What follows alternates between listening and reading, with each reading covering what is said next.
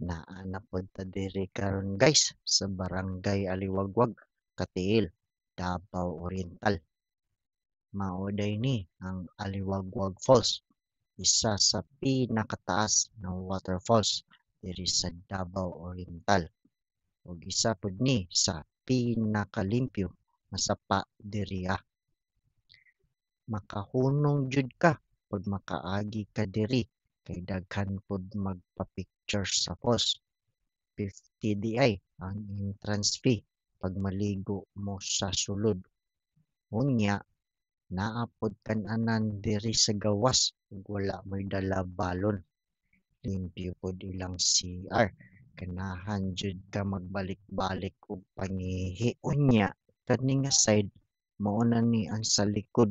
Makita nato na tin-aw jud ang tubig. Kani nga lugar ginadayo jud ni para lang mo tan-aw sa falls. Naa pod ni sila'y restaurant sa taas nga wala pa nahuman pero pwede mo mangaon kay dako ang space tapos daghan pod lamesa. Unya, kani nga tulay daghan pod mga riders nga nagahunong diri para magpa-picture. Mao lang siguro to guys. Bye-bye.